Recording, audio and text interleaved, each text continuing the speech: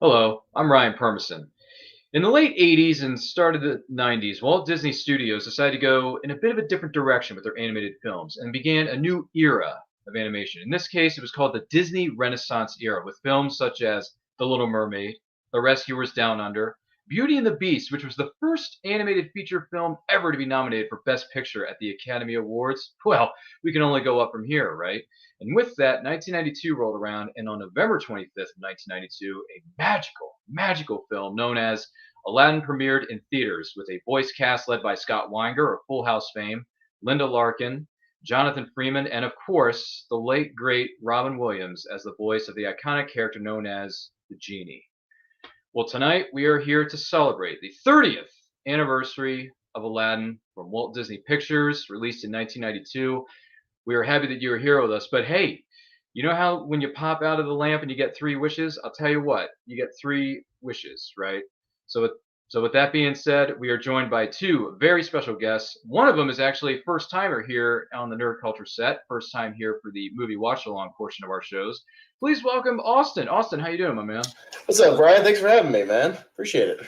Yeah, thank you so much for being with us. Do appreciate you being here, certainly. And also joining us is a veteran of the Nerd Culture Studios, and he is no stranger to going on random tangents about random nerdy topics, and I'm sure he's got plenty of those in store for us tonight. Maybe a few that may actually concern the movie that we are about to see. Please welcome Dave Adams. Dave, welcome to the program, my friend. How are you? I just don't know how to take that, Ryan. I mean, should I be flattered? Should I be upset with you? Okay, it's true. I go on tangents. Whatever. Listen, it can be fun, it can be educational, it can be all different types of things, but we're not going to get into that right now. But I do want to take this opportunity to welcome you. If this is your first time here, join us for one of these special presentations here at It's Nerd Culture. Thank you so much for being with us. Make sure you like and share this video with all of your closest friends. If you have any thoughts about the movie as we are watching it throughout the course of this program, let us know your thoughts in the comments. Let us know in the live chat. We are celebrating all things Aladdin tonight, so make sure you put those down in the comments below. We may even bring some of them up on screen. We'll read them out loud so everyone knows what's going on. But in the meantime, I'm going to give you the chance to get to know our panelists just a little bit better. So with that being said, I'm going to turn things over to Austin for a minute. Austin, what was your first experience watching the movie known as Aladdin, and did you have any expectations going in to see it if you had the opportunity to see it in theaters? I don't know if I had expectations because I was 6. But Great, I was 5. Yeah, so I know I have my faintest, earliest memory of seeing movies in general was The Little Mermaid. I know my parents took me to see The Little Mermaid when I was either 3 or 4 because it stayed in theaters for a while. But I know for a fact I saw Aladdin. I think I saw it in Myrtle Beach, South Carolina. Don't know why. That's a great area. Redneck Riviera. We were not in my hometown of Jacksonville for some reason. We were there. I don't know why. I'd have to ask my parents. But it was one of those classic kind of old style single screen theaters, big long theaters. So I do have a vague memory of seeing that. But as with most 90s kids, I had all of the 90s Disney movies on VHS, and of course wore them out as you do. So I've watched this movie endlessly. Rewatched it right before we went live here. It had been about probably about 2 years since I sat down and watched it. But yeah, I mean, it still flies by. It's a breeze, and I can't wait to talk about it as we get going. It flies by faster than a magic carpet ride. So with that being said, Dave, I got to ask you, big man, what was your experience watching this film from way back when? And secondly, did you have any expectations going into it? I was 10. Actually, no, I was 11 when I saw this one. So I was the old man on this panel.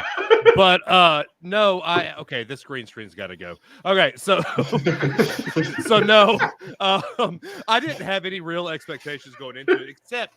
So this is the first Disney movie I actually saw and thought, okay, it's okay for a dude to want to see this because this isn't a princess movie. This is about a dude who is really a bad bleep, because I mean, he makes his own life. So it's not about one day my prince will come or I'm going to fall asleep and have a dude kiss me to wake me up.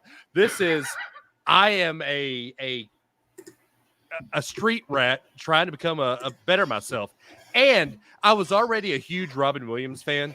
And just to to hear his voice and now later in life to see all the backstage stuff of him goofing off while they're doing the voice over for him, it's just magical how amazing that man made this movie. I mean, they a lot of his outtakes they drew back into the movie to keep his improv in. So I think it's amazing that because of this movie, we have Robin Williams as a true Disney legend. And even though his life sadly ended the way it did, we see a master of his craft as the comic relief of this movie.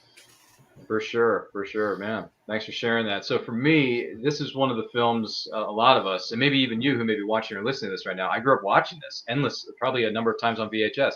This was one of the first movies I remember specifically going into school the next day and just quoting it over and over and over again. I was reenacting scenes featuring the Genie. I was reenacting scenes featuring, Aladdin and Aladdin's interactions with the Genie and how they were trying to figure out what his wishes were going to be and how he was kind of struggling with that. And then he was in the cave and he discovers the Genie for the first time and he's singing his tune and has the applause sign at the very end. It's just all that stuff. It was so much fun when I quoted it to my friends, but I'm pretty sure my friends at that time were laughing with me and not at me. And if they were laughing at me, then whatever. So we'll let that slide. I mean, childhood, what are you going to do? But that was my experience with it. And if you have any thoughts on this, let us know in the chat. Let us know in the comments. I want to let you know, if you're going to watch it with us, feel free to queue it up on your Blu-ray player, your physical media, or your streaming service, which in this case, kind of the elephant in the room, Disney Plus. So there you go. Just kind of makes sense. But if you're going to stream it on Disney Plus, just know there is a 12-second kicker before the movie starts. Just we're not going to politically we're not going to politically get into what it says. No. Just a PSA. It's all it is. Just know that you can't just hit play and start with us. Yep. So, a little bit of something in the beginning, but that's okay. We'll let it go. So with that being said, feel free to let that go. But anyway, let it go. Let it go. Yeah, but that's a completely different movie. We're not here to discuss. Okay. Sorry. We're not here. Plus, I despise that movie. Anyway, it's good for the Munchkins, just not good for adults. So with that being said, we are gonna. Yeah, Dave just left. I'm sorry. Anyway, Dave's back. This is funny. See, we haven't even started the movie yet, and already Dave's being silly. But with that being said, we are going to kick this thing off, and we hope you enjoy this with us. So I'm going to give you a count. I'm going to give you, the audience, you, the panelists, a countdown, and we're going to go with this thing. Once again, thank you so much for being here. We're here to celebrate the 30th anniversary of Aladdin. And guess what? I suited up for this. I got a 30th anniversary T-shirt right here, right now. You know where I got this? It's a magical place. It's called Box Lunch. If you don't know what Box Lunch is, look up a store like that in your neck of the woods on boxlunch.com. Actually, once again, hashtag that's where I got this Funko Pop from. Hey, we're learning all kinds of fun facts. So, gentlemen, ladies, for those of you maybe watching or listening at home, we are going to start in 3, 2, 1. Hit play. This is our feature presentation. We are diving right into this. The Disney logo is starting to appear. So, which comes with opening credits. This movie contains tobacco depictions. Oh my! Which I don't know if by tobacco. The only thing I can remember is the fire breather guy, but that's not tobacco. I don't remember anybody smoking pipes or cigarettes in this movie, but that I'm aware of. Not that I can remember. Maybe it's the hookah stuff. It's got to be the hookah. Yep. Okay. Yeah, all right. Is anyone familiar? I don't know. I've smoked a hookah before. Wow, fun facts, and we've already learned here in the 2 minutes that we've been on the air. That's fantastic. Boy, hey, we're going to learn a lot more. It says 9 minutes now. We've been on the air for 9 minutes. Sorry, I'm just kidding. I know I was trying to trip you up there, but of course it didn't work. Now, for those of you who may be wondering, now some of these members of the cast and crew unfortunately passed on, which includes Robin Williams, obviously. Gilbert Gottfried passed away recently. He was the voice of Iago. Some of the people who worked behind the scenes on this film was Howard Ashman. Yep, Howard Ashman. I think this is his last. This is his last movie. He passed away. Yeah, it's his last movie. Yeah, right. He passed away while he was writing it, didn't he? I was just watching that documentary on Disney Plus the other day, actually, in prep for something, and he passed away before the movie even came out. Yeah. Very sad, but our hearts and thoughts go out to his friends and family, and we are here to celebrate the 30th anniversary of Aladdin, which includes the entire cast, the entire crew, because it takes a team to put a film together, and boy, did they ever deliver on this one in 1992. So let me start off with a hot take here. Oh, here we go. Here it comes. I love Alan Menken. Don't get me wrong. I mean, Oh, sure, yeah. Ryan, I was on your show and I quote a couple of weeks ago, and I told you Alan Menken's one of the reasons I became a huge Disney fan. But I think Alan Menken is not the same without his writing partner. He hasn't had this amazing score since, I would say, probably Aladdin. Wow. I mean, years. Yeah, if you go back, it makes sense because Hans Zimmer did the Lion King score. It wasn't him, which was incredible, though. Yeah, right. Yeah, nothing against the Lion King '94. That's a great film in itself. Yeah. Which, before you know it, Dave and Austin and I will probably be sitting here again in 2 years' time when the 30th anniversary of the Lion King rolls around. Yeah, Hot take. Lion King is to me.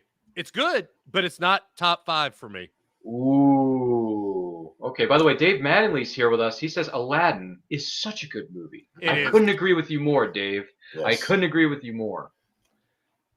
Thank you for being here with us, Dave. It's good to see you, one of our biggest fans. Didn't know when I was a kid that Robin Williams did the voice of this merchant guy, too. Yeah, I didn't even know that until years later. I didn't know that Robin Williams was doing the voice of the merchant / narrator at the beginning of this movie. Yeah.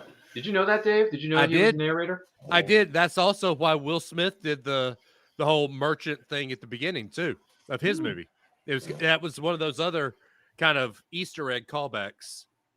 You know, speaking of callbacks, does anyone remember going into something known as the Disney store and you bought the lamp and then when you pop it open, it has like different sayings from the Genie, but you have to like shake it. It was like a magic 8-ball. Yeah. Does anyone remember that toy? Yeah. I remember having it when I was a kid. Yeah. Dave Mattingly coming in hot with a hot take. Let's see here. He says The Emperor's New Groove is still on top for me when it comes to Dave Mattingly's opinion. That's okay. I was too old for that movie when it came out. It just never clicked with me. I only saw that movie like once, and I thought it was funny. Same. It was good, but then I never went back to it. I should probably revisit that. Yeah. So now that I've got girls who are big into Disney, going back and revisiting old Disney movies, it's great because I'm seeing things like Hercules. I was too old for Hercules, and I've seen how amazing it actually was. So, Hunchback is hella underrated. Oh, I agree. Awesome. Yeah, yes, it awesome. is.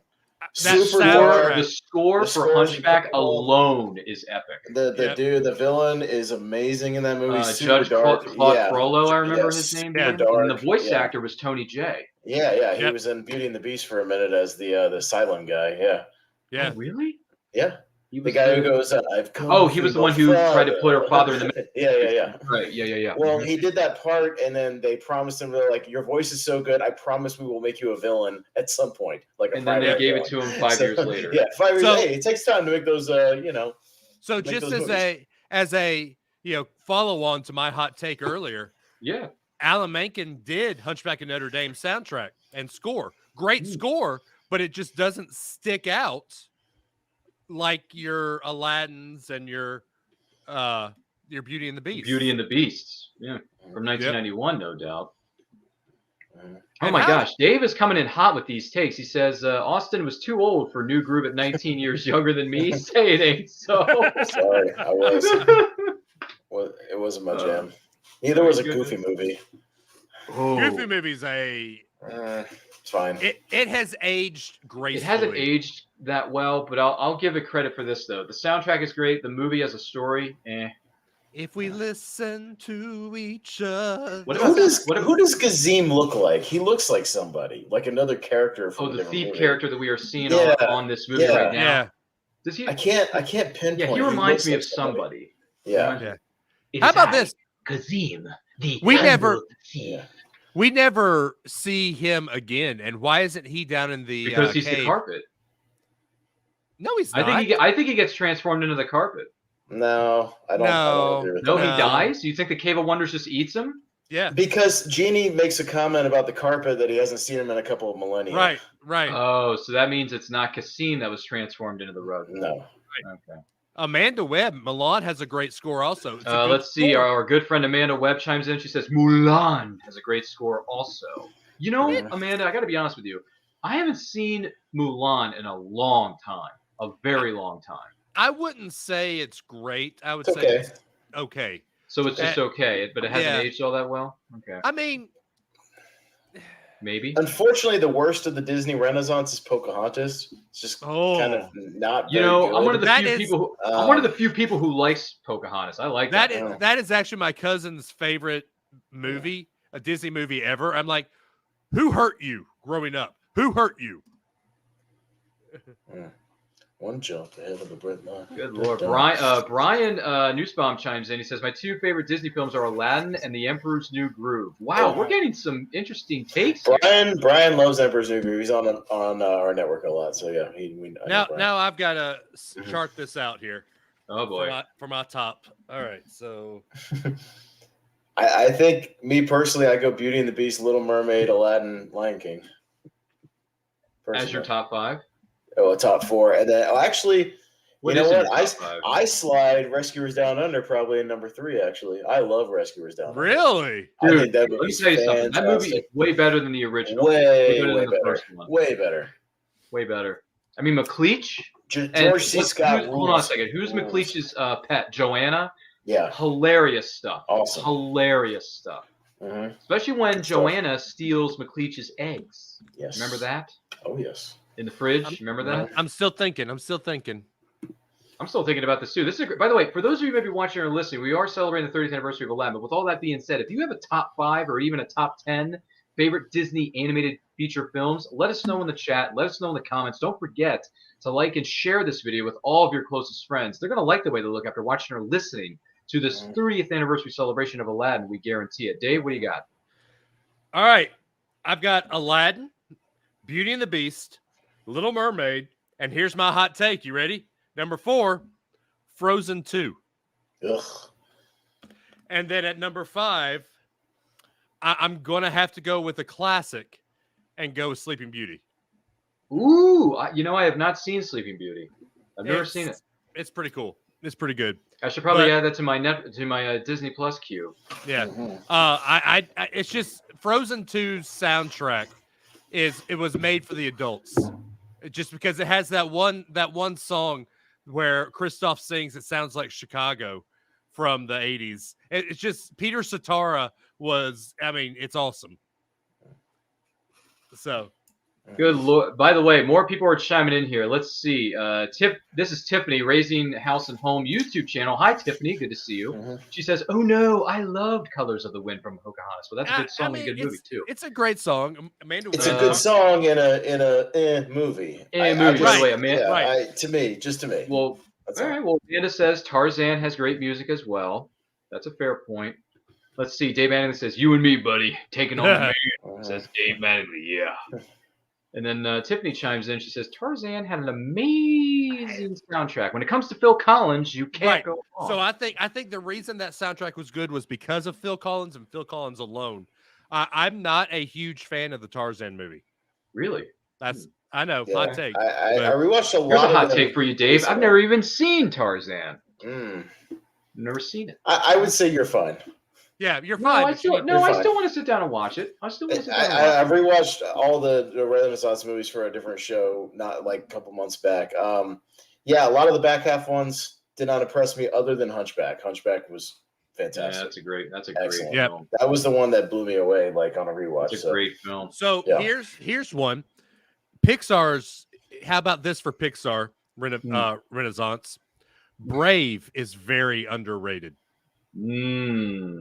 I have Scottish heritage in my blood, and just hearing that bagpipe themes and the Scottish landscapes, I thought that was an incredible way of doing things. Does Robin Williams voice the potential suitor for Jasmine here? I think does so. He voice him too? It sounds Look at that, Abu. It's not every day you see a horse with two rear ends. You're born a street rat, you die a street rat. Yeah. Was that Robin Williams? I don't think it doesn't sound like it. It's probably just a voice actor. Okay.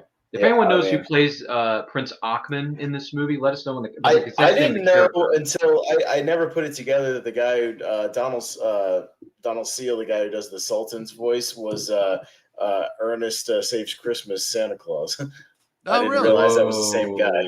Is that something I should be? Wow. By the way, Amanda Webb chimes in. She says, I love Sleeping Beauty.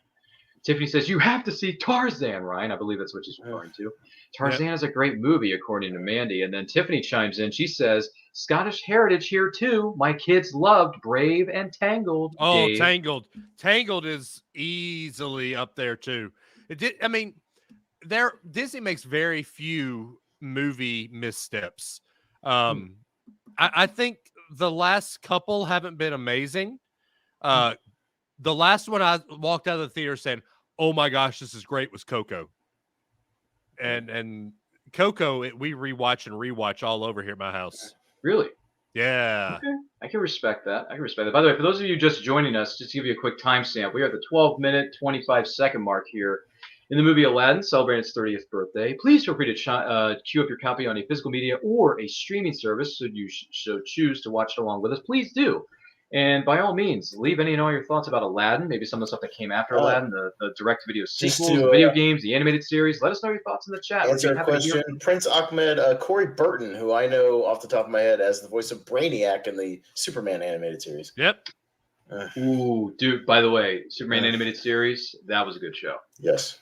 That was a good one. And yes, Brainiac on that show, the villains that were adapted from the comics into that show, so.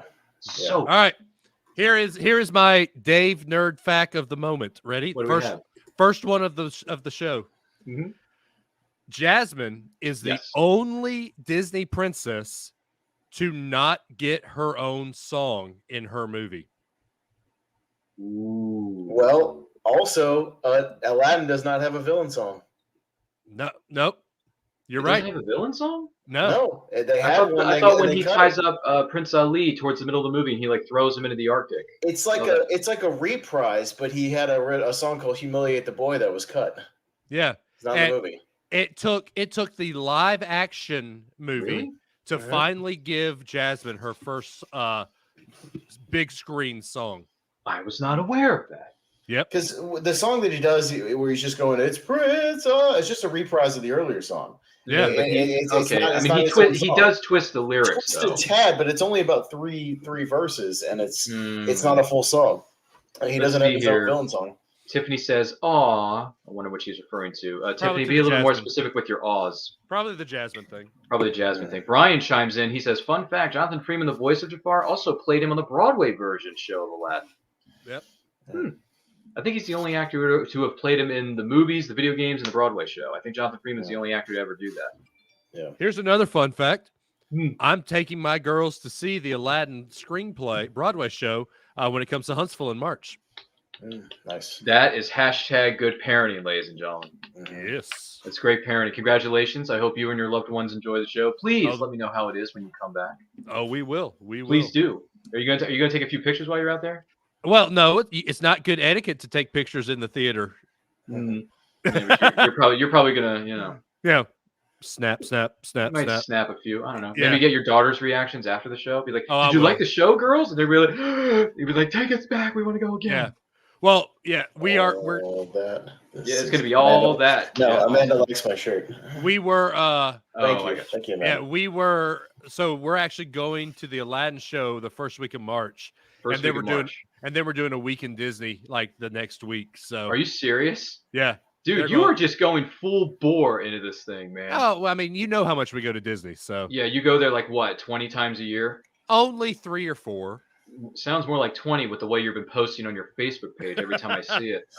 Hey, I'm a travel agent. What do you expect? He is. That's another fun fact. In case you didn't know, Dave's a travel agent.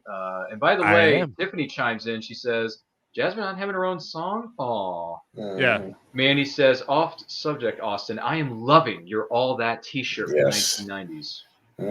You get some swagger there. Amanda Webb's originally from my hometown. Yeah. And then Tiffany says, Amanda, I was just about to type that in. And then she says, Amanda says, I'm originally from Huntsville. There you go. Fun facts. Cool. Well, I born and raised here in Huntsville, Amanda. Tiffany says, we are going in April to see that show, Dave. That's all. Oh, going to Disney in April. You'll love it. Mm-hmm. Yep. Oh, by the way, congratulations to Tiffany. She's about to become a grandmama. Congratulations. Congratulations, Tiffany. Expecting your first grandchild here very soon. So 2 thumbs up. Congratulations. Give our best to your loved ones back home. Oh, by the way, Tiffany is up in Maine. Gotcha. Ooh, it's cold up there. Oh, it is cold in Maine. Yeah. So I guess I'll chime in with some of the theories throughout the movie that I read about. I like it.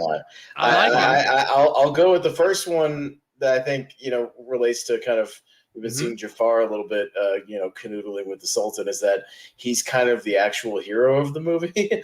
I don't know if I buy it, What? but I don't know about the fact that the Sultan is a bumbling idiot throughout this whole movie and is running Agrabah into the ground with rampant poverty and a horrendous city, and he's trying to actually do something about it. So he's and they can't find a prince. They can't do anything right. And well, the whole reason they can't find a prince was because of Jafar. So I don't know. I don't like that theory. Well, yeah. I thought it was because Jasmine kept rejecting all the potential suitors. And all the potential suitors are morons too, though. Well, look what happened to Prince Ahmed. He got his underwear chewed out. That's right. Oh, by the way, that was done by Raja, not by one of the members. But anyway, let's see here. Dave Mattingly chimes in. He says, my favorite Disney animated films, not counting purchased studios such as Marvel, the Pixar, the Pooh, the Muppets Studios, and all that stuff. The Emperor's New Groove, Aladdin, that's a good pick. The Sword in the Stone, which I have yet to see. Alice in Wonderland, which I haven't seen in 50 years. And Robin Hood, which I haven't seen in quite a long time. Such a good movie. Such a good movie. What's that? What's the lyric? How's it go, Dave? Robin Hood and Little John walking through the forest. Golly, what a day. Yeah. And then Mandy says, I was born and raised too, but I live in Mobile, Alabama now. So good old town of Mobile. I thought it was Mobile. No, it's Mobile. It's mobile, like a mobile phone. Okay. No, it's Mobile. Tiffany says, thank you for the congratulatory wishes on becoming a grandmama. And then Mandy says, he is a bumbling idiot. He's cute so far as animated characters go, but he is not ruler material when referring to the Sultan featured in Aladdin.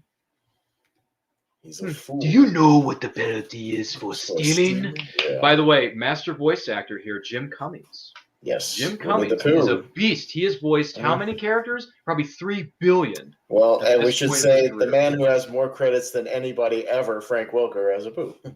Ooh. Who basically has a credit in every movie ever that has an animal sound. What else has Frank Welker voiced? Like, give me another example. He's Frank Welker was the Predator. Oh, he was the Predator. Yeah. Come on, really? Tell me I'm here. Come on. Frank Welker was, sorry, Dave. Was it Frank Welker Optimus Prime? Ooh, you know what? No, he was. Wasn't he Bumblebee? No. Was he Bumblebee, Dave? No, I don't think so. Who did Frank Welker voice in Transformers G1? Who was he in G1? Was he? Who was the big bad? Megatron? Yeah. Is he Megatron? Or was he Starscream? Was it Starscream? Yeah. Someone knows in the backstage stage area. I don't know who Frank Welker voiced. He's Megatron. Oh, he's Megatron. Okay, well, there you go. That answers that question. I do know that... oh, gosh. I had his name and then I lost it. I'm sorry. Anyway, we see Jafar trying to figure out who exactly is this diamond in the rough. He's using the Sultan's powerful ring, apparently. I don't know how this contraption works. I don't know how magic in this movie works. I don't know how the Sultan has a powerful ring that allows him to magically use it for. Or what kind of device conjures up lightning out of nowhere, or what this thing is. Yeah. Does anyone else know the answer to that? Because I'm curious. By the way, Frank Welker was Fred Jones in Scooby-Doo. Says he's done.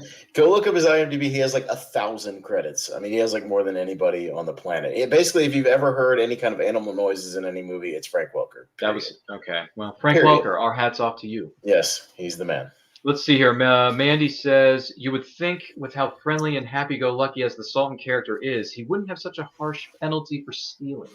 That was more of the culture of that's cultural. That's not Sultan really, thing. Yeah, that's not one of the 10 commandments that the Sultan dished out when writing the laws. Yeah. Sorry, I know we're getting 2 different cultures mixed up, and I apologize. Well, it's very Muslim-esque in how they. Not that there's anything wrong with that. No, not at all, not at all. But I'm just saying that's very time period-esque. Mm-hmm, mm-hmm. Do you know what when he looks at her, he says, "You better be able to pay for that." That's so villainous. It's snaky. Yeah. You know, that's how good Jim Cummings is. He's just so good at this stuff. And yes, I have met Jim Cummings not once, but twice in person. Very nice man. Uh-huh. Very nice man. Met him once, had him sign an 8x10 of Darkwing Duck. And the next time I saw him, I had him sign an 8x10 from the live-action movie known as Christopher Robin, which I think is a very, very cute movie. That is such a great family Let's film. get dangerous. Oh, he loves saying that. He loves it. He loves it. He still says it to this day. Like 35 years later, the guy's still uttering it at conventions everywhere he goes. Uh-huh. Fun fact, in case you haven't noticed about Jim Cummings. So, when's your first time in the marketplace? Or no, where'd you come from? I ran away, and I'm not going back. Really? How come? She sure didn't run very far. She ran like down the road. You can see 2 the blocks. castle. Yeah, you can still see the place. You didn't get very far. Well, it's, That's like when you run away down to the end of the neighborhood, the end of the cul-de-sac, and then you come back for dinner. I used to live in a cul-de-sac. Mm-hmm. I did. Growing up, that was my childhood home. My childhood home was located within the portion of a cul-de-sac back then in suburbia. Nice. Granted, I live in a different place now than it was then. But people move. That's just how it goes. Let's see here. People are chiming in the chat, and I'm absolutely loving it. Dave Manley says she calls the monkey Sultan. Well, she thinks the monkey is Sultan. Hello, doctor. How are you? No, not that one. Right. Come on, Sultan, let's go. By the way, how stupid is Jasmine in this movie, though? Like, and I only say because it's not even like a Superman disguise going on later. He literally has no disguise whatsoever other than a new outfit. He's not even glasses. Like, Superman at least had the glasses and the greasy hair. Like, he doesn't even have that later in the movie. And she's like, oh, this kid looks exactly like the guy I met yesterday, talks exactly like him, says the exact same things. I have no idea who this guy is. I think the terminology in Hollywood is suspension of disbelief. Yeah, so that's what I don't like. Like, I love this movie, but this princess alone is the stupidest of all the Disney princesses, and they finally fixed it in the live action movie, but it's almost like Jasmine's just a dumb ditzy blonde in this movie. Ooh, boy, we're getting some. I mean, no, she should have been a stronger character. No, I can see where you're coming from with that. I'm not necessarily disagreeing with you, but at the same time, it's like, wow, we got some Princess Jasmine, bit of shade. It's just an observation that how will she not recognize the guy into the house, brother. She met 12 hours ago. Yeah, exactly. I'm in a position I'd rather not be in. It'd be like if we did a show tomorrow night and I go, hey, Ryan, nice to meet you. I've never met you before. Right, exactly. Interesting. Oh, man. You took your glasses off. I don't recognize you. Well, here's the thing. It's funny you mentioned that. And just to give everyone a quick fun fact, for those of you maybe just tuning in for the first time here at Nerd Culture, when we did these broadcasts live, I used to not wear my glasses because I didn't like the glare. But at the same time, it helps me see better when I actually have them on physically. So recently, the last couple of months, and Dave, you probably noticed this too, I started wearing my glasses more because it's easier for me to see the comments. It's easier for me to see what was going on in the backstage area and all the other stuff that I have to click on and go through to make sure the broadcast is going well, with all due respect. So, hey, I'm wearing my glasses now, guys. So, here, I'll join you. I'll wear my blue blockers. See, Dave has, what do they call it? Blue light glasses, thank you. Yeah. Because some people have, let's be honest, since we've been staring at computers, especially for the last 3 years during the course of this lockdown, it's taken its toll on people's eyesight. Yeah, it has. I mean, can we all agree on that? I've gone from very, very low contacts to like I need them to see now. Yeah, well, hey, you gotta do what you gotta do. You gotta do what's best for you, and what works best for you. That's entirely in your neck of the woods. So, let's see here. I don't even know his name. It's all my fault, Raja. I mean, I didn't even know his name. Anywho, I'm sorry. Raja seems nice, but it's still pretty dangerous to have a tiger. Right, as a pet. you have a tiger as a pet. Yeah, I'm sorry. That was my best attempt at a Princess Jasmine impression. But listen, I want to give you, who maybe just joined us, welcome, and we're celebrating the 30th anniversary of Aladdin. We are at about the 26-minute mark here in the film. If you were just joining us, feel free to queue up your copy on a physical media or a streaming service. Watch the movie along with us. Share your favorite memories of this movie, or anything else that happened in the Aladdin universe. Let us know your thoughts. Let us know your feelings about it in the comments or the live chat. And if you're watching this live or on the replay, thank you so much for being with us. And I want to take this opportunity to thank those of you who have chimed in the chat. I'm absolutely loving the discussion and the hot takes. Yeah. And I want to thank our panelists, Austin, first timer here in the studio, and Dave, veteran returning. Thank you both for being here, gentlemen. And we hope you are enjoying this presentation as we celebrate the awesomeness that is Aladdin. It's not bad. Jafar dressing up as this old dude who's like 800 years It's one old. of the most repulsive, disgusting things in like any Disney movie. Especially like, when he smiles at it Aladdin makes me here in a want to second. vomit. Like, this is disgusting. Yeah, And it is. by the way, the rotten teeth don't do him any favors either. Well, how does he disguise that? Does anyone know? It's just his magic. It's not. He is a sorcerer, so it would make sense. Yeah. It's akin to the Wicked Witch in Snow White. Okay. When he? Oh, you mean the original? Okay. When he pulls everything off later, I want to see if the teeth change. Okay. Well, look at this. Can we watch out for that? No, I mean like later when he's going, I got the lamp, da da da. Like when he pulls off the stuff, I want to see what happens to his teeth. Oh, so that's the later scene in the film. Okay. The later one after the cave closes down. Yeah, I was gonna say we're gonna get to that a little bit later, but I will say he's got the crutch, he's got the skinny legs, he's got the beard, he's got the and then when you find out it's Jafar, he says, "Jafar, I'm dying in here." And so I need a young pair of legs and a strong back going out. Come on, Abu. Can we talk about how good Abu is? He is. He's really funny. By the way, Dave Mattingly chimes in. He says, when people ask who you'd want to narrate your very own life, everyone picks James Earl Jones, a.k.a. Darth Vader, or my name is Morgan Freeman. I always pick Gilbert Gottfried. That's an interesting take, Dave. So here's my Who would you choose to narrate your own life? You ready? Who is it? Frank Caliendo, because he can do all the voices and sound just like those people. Frank Caliendo.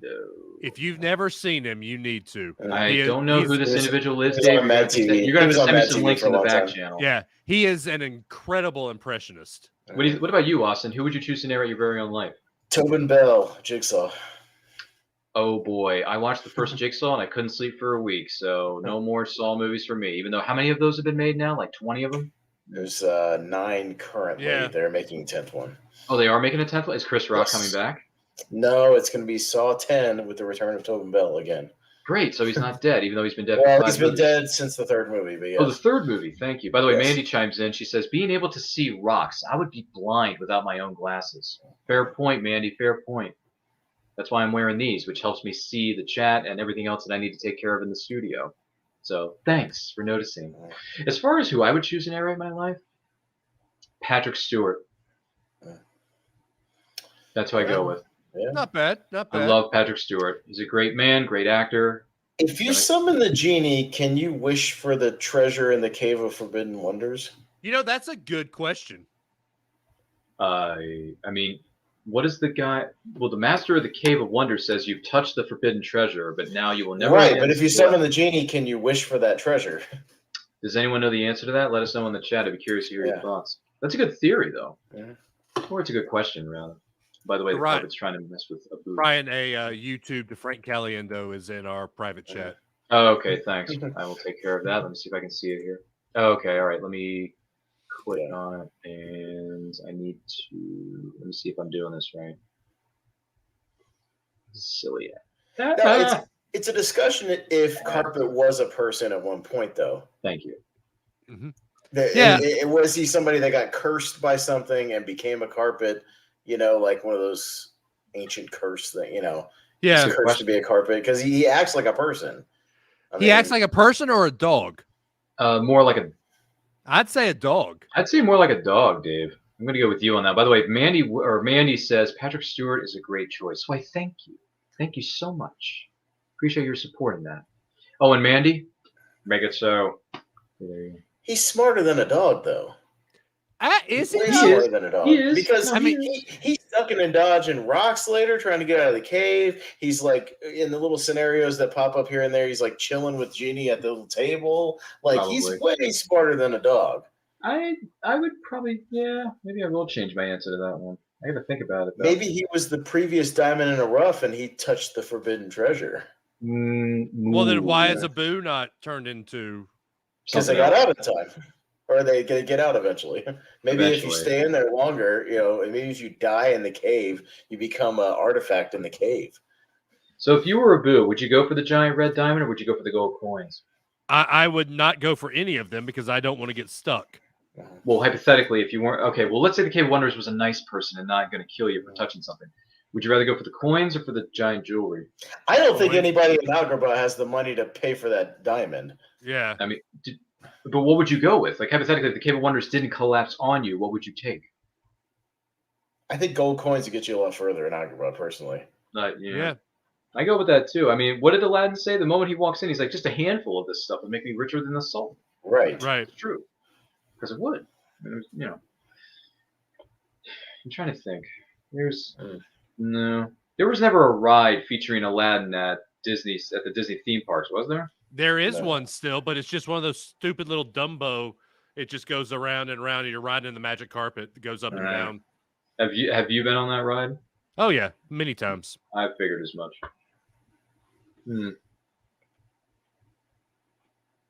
Exploding, what do they call rocks? Yeah, lava rocks. Rocks, something or other. I don't know what they're called. Stones, maybe. And then the cave pulls a Mummy 99, and then this thing, all it needs is a face with like a lava wall. Emotep. Yeah. Oh, that's Winston. Pedal faster. Yep. Winston. Speaking of which, for those of you who don't know about this, the GQ online YouTube channel just did an interview with Brendan Fraser, and he goes through each of his iconic roles. And he goes through the role about the mummy, and then they asked him point blank, would you ever do the Mummy 4? He's like, absolutely, I would. Dude, the Mummy is in my top 10 movies of all time, period. Oh, it's Really? so good. So Really? good. Yes, I've seen it 300 times, easy. I love that movie. We have a friend of ours here at Neuroculture. For those who may be wondering who this individual is, Kelly Gettner of Phoenix Sisters Cosplay loves the Mummy so much that she dresses up as Evie for certain events that she goes to. All right, hey, I have an answer about the carpet. Okay.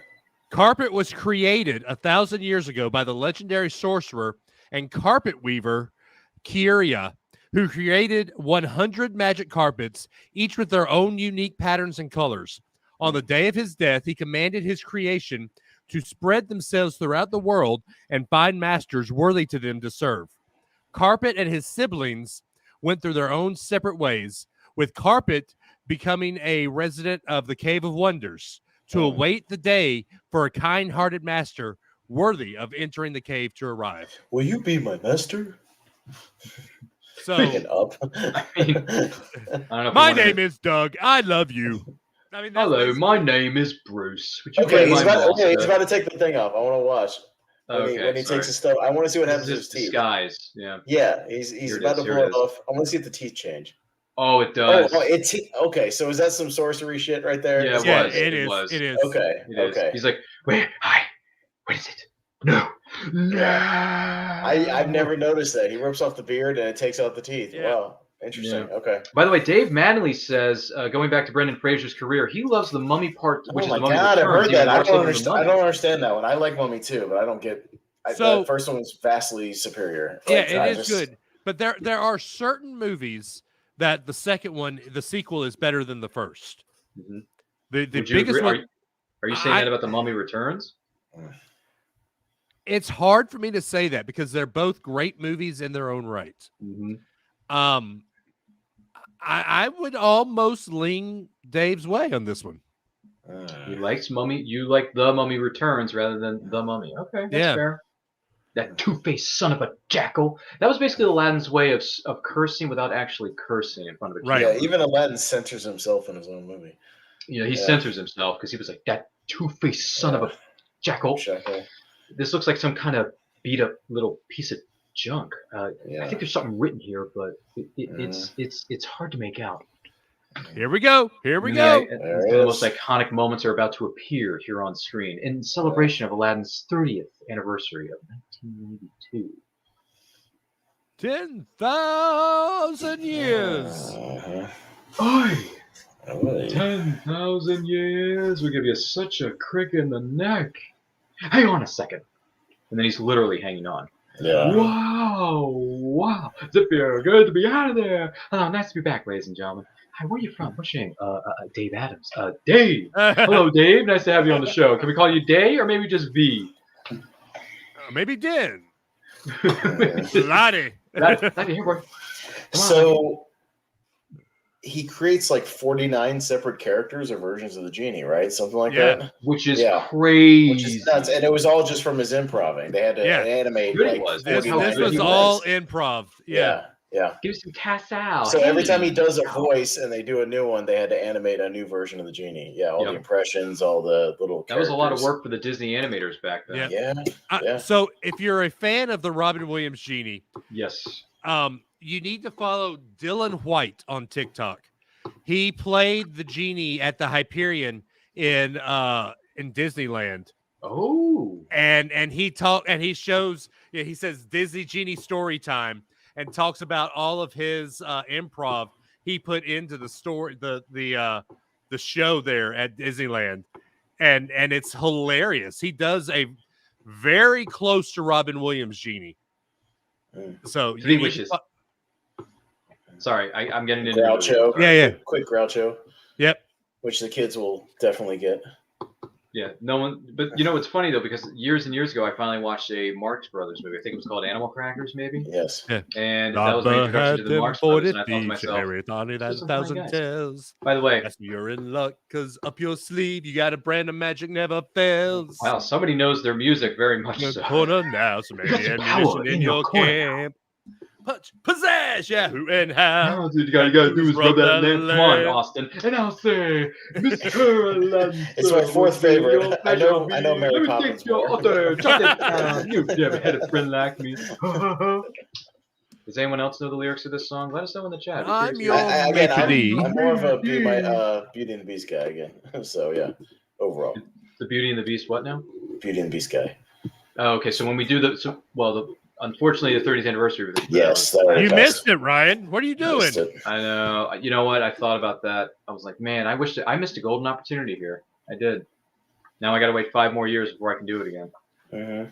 Or do it properly. Like me. How many times have you and your the daughters have watched this one? Aladdin? Yeah. How many times have they seen this one? Oh, gosh. Do you remember? Upwards of 30, at least. That's a great round number. It's a magical number. You know, 3 wishes times 10, and you get 30. See? Speaking of which, Mandy says, yes, I know the lyrics to the song. And then Dave Manley says, dancing with the Mickey gloves is a hoot. Yep. Speaking of the 3 wishes, we'll talk about that at the end of the movie, but Aladdin actually didn't make 3 wishes in this movie, but okay. He did. No, he didn't.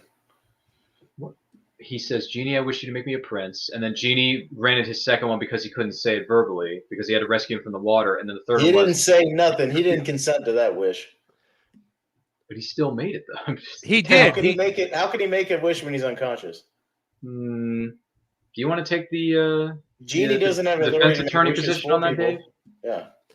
Sorry, I'm going into legal semantics here. You can't. No, we're going into the legal drama now. Yeah. Legally. So if we're going legally, he didn't make that one, but this, I bet you can't get me out the cave wish. It's not a wish.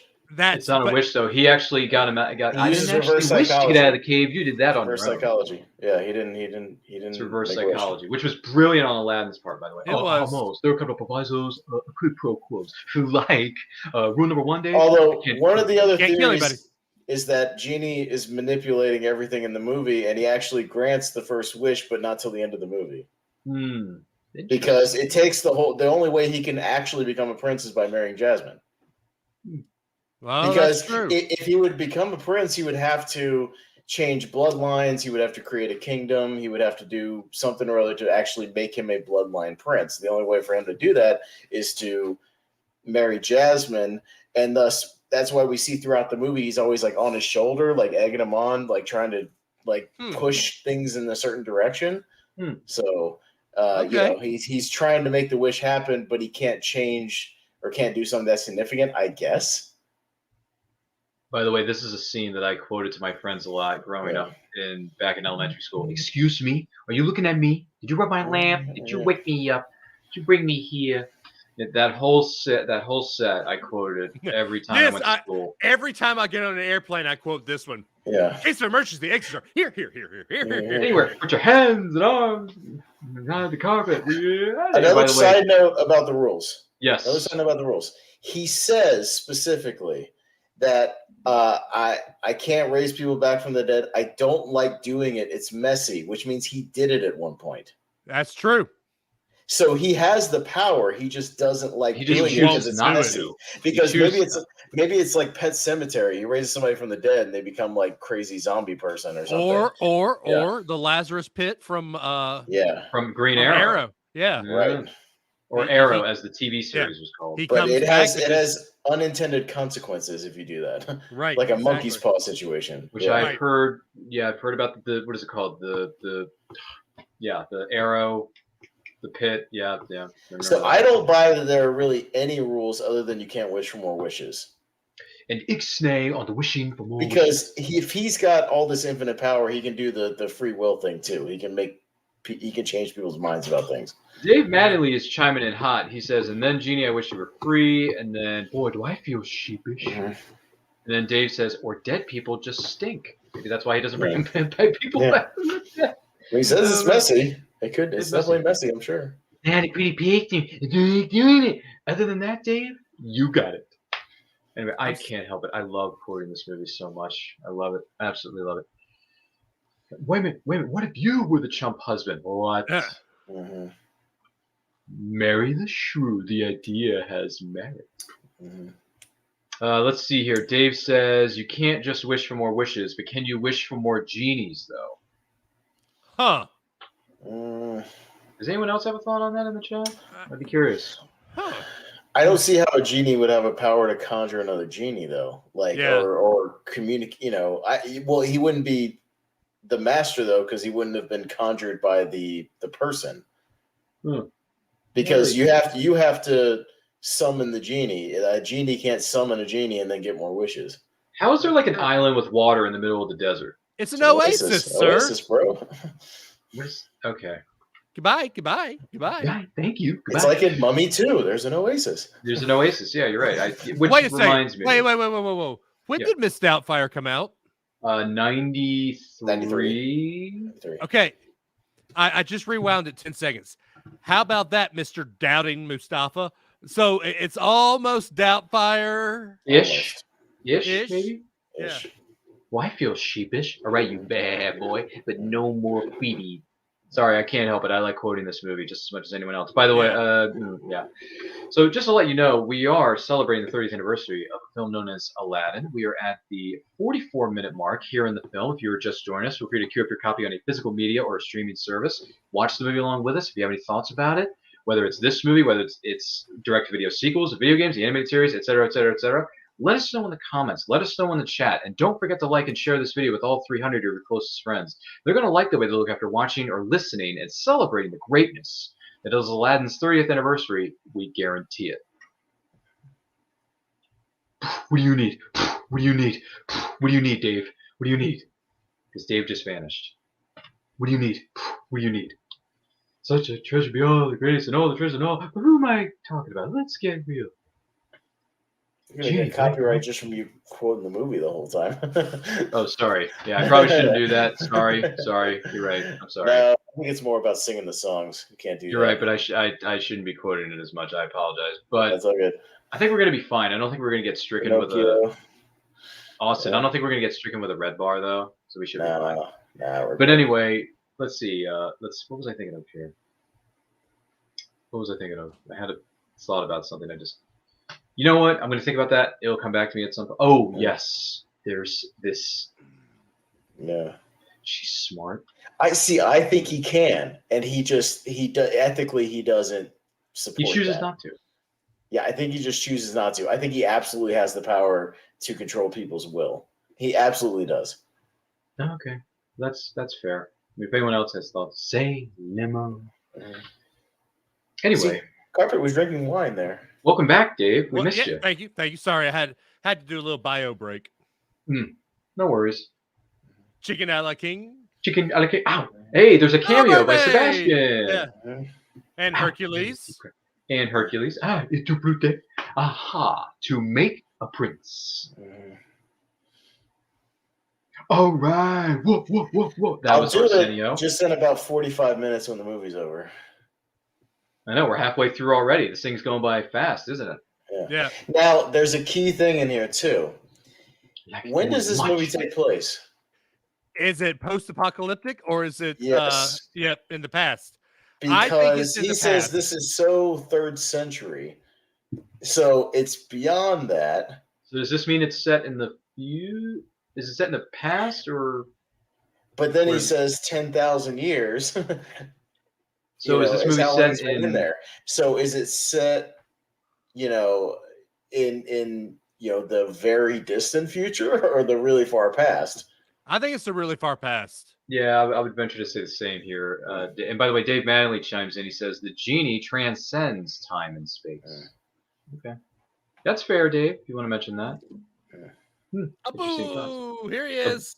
Hey, let's bring that up on the big screen for everyone at home to see. Look at that! Woo! He's got a Funko Pop collection. Yay! All right. Hey, Funko Pop! Yay! I take it Dave's going to buy another 300 of those more when Black Friday shows up. See, this is what the Sultan's doing with his time. And by the way, did you Agrabah notice that the suffers. Beast? Did you know that Beauty and the Beast makes an appearance? Did you notice that? Yep. With his toys, did you notice that, Austin? Yep. Yeah, The Beast makes an appearance. Briefly. Yeah, a lot of little winks and A nods. lot of little cameos. Yeah. A lot of little winks and nods to the camera about Disney properties. Mm-hmm. But why would the Sultan have crackers stuffed in his belt? Because he's very large. Yeah, he likes to feed Iago. Polly, want a cracker? I'm just saying. So way, Jafar Dave- definitely just wrote all this stuff like 10 minutes ago, right? Yeah. Do you think? Yeah, he's a sorcerer. Yes. He can make anything. Yes. He can conjure up anything at this point. By Yes. the way, Dave Mattingly says, "Talk about your trunk space. Check this baby out." Of course, you're quoting from the film. That's where I keep all of my crackers, according to Dave Mattingly. I'm sorry. Wow. Just right? wow. The Sultan really should have a legal advisor. By the way, the Sultan should. is. Don't you? Does anyone else feel the Sultan is easily gullible, with or without the staff?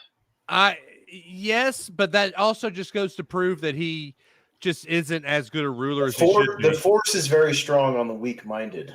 Yeah, that's very true. Austin bringing out the Star Wars-isms. I like Yes. it. I like it. I mean, considering the fact I'm a big fan of that original trilogy, Yes. that's a good one to bring up too. I do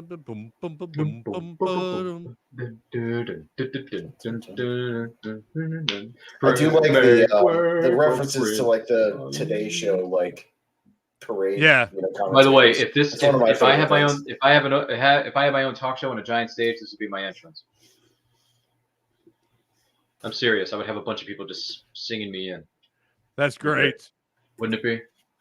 Maybe get some Roll Tide flags in there for my friends back in Alabama. Maybe. So, all right. I think this is the best time at all to talk about it. The Will Smith Genie. Mm-hmm. Because this is probably one of the best Will Smith. This is where Will Smith really shined in this song. Oh, in this scene. Okay. Yeah. Why do y'all all dislike him as much as people do?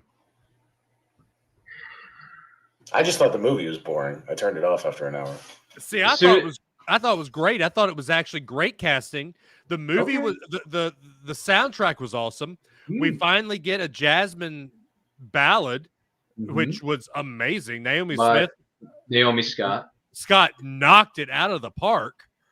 And I think that Will Smith playing his own part, like putting his own, lovely June. Yeah, Feather, Teddy, I love the feather. putting his own spin on a iconic role was great.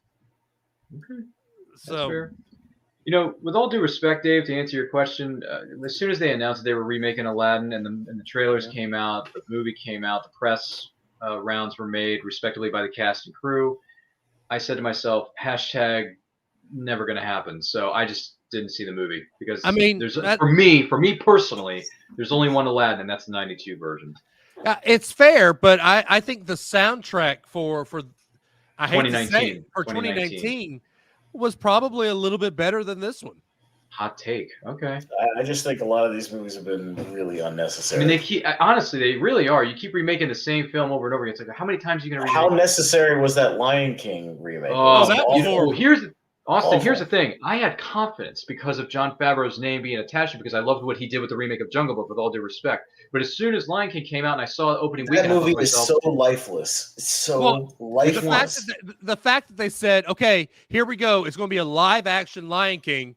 with CGI. I'm like, that's not it's live action. It's not live action. That's just a modern day cartoon. At least the kid in Jungle Book and the John Favreau one was alive. But Right. But what I'm saying is, I thought John Favreau was going to do something well with Lion, and then it just turned out to be a hot piece of garbage. So. Yeah. You can't do the sequences in the 94 thing if you're trying to make the animals realistic and move realistically. You can't have them stacking in a pyramid, flamingos stacking to the sky and jumping all over the place from tree to tree, doing all this stuff. It's just it takes all the magic out of it and what you can do with full animation. So I think our expression would be what Jafar just performed here in this scene of the 1992 version of Aladdin, which is celebrating his 30th birthday. Which, by the way, Jafar is an idiot too. He doesn't recognize this kid he just dumped in this cave another 12 hours ago. Everybody in this movie is stupid. So what was it? Dave Adams. My reaction to whenever someone announces at the studio that they're remaking a classic animated film, just like Jafar says, ecstatic. Like I'm just done. I'm done. Yeah. I'm over it. I'm just done. By the way, Dave Mattingly chimes in. He says he's got the monkeys. Let's see the monkeys. Yeah. And then Mandy chimes in. She says, "I just think Robin Williams made the Genie character so iconic that it's difficult for anything and anyone to do a good job, even putting his own take on it." She says, I respect that. I do, but there's so much more that Will Smith did to put his Fresh Prince, get it? Fresh Prince. I see what you did there. Fingerprints. On the roll that I feel like he made it his own parts. Okay. So we've got the. I'm not saying you can't ever say it's impossible to redo a classic character because, as we've seen with the Joker, it's been reimagined many times. How many times now? How many times? Nobody could do Nicholson, and Heath Ledger did it. Nobody could do Heath Ledger and not Jared Leto. Joaquin Phoenix, did his own version, and it was great too. You can't say it can't ever be done. Joaquin Phoenix was just what if? Like it was like what if it was like completely separate because the Joker movie. Not to get off on a tangent on DC films because they're taking a different approach now with the two people who are running the ship. But Joker with Joaquin Phoenix specifically, they said in interviews this is not based on any of the previous comics, source materials, anything. They are making completely this thing their own, and I respect them for that. For that. But at the same time, I looked at the end of the movie and I'm thinking, okay, well. By the way, that was the most creepy and sad, depressing movie I've ever seen in my life was Joker. I could not. I agree. I'm never ever rewatching that. That is a one and done film for me. I'm never going back to it because it was so messed up. It's like one and done. I saw it 4 times in the theater. You got more patience. Will you watch the sequel? The average Joe. Yeah, sure. I'll see what they'll do. Sorry, Dave. I didn't mean to cut you off there. I was going to say, will you watch the sequel of Joker? Not me. Yeah.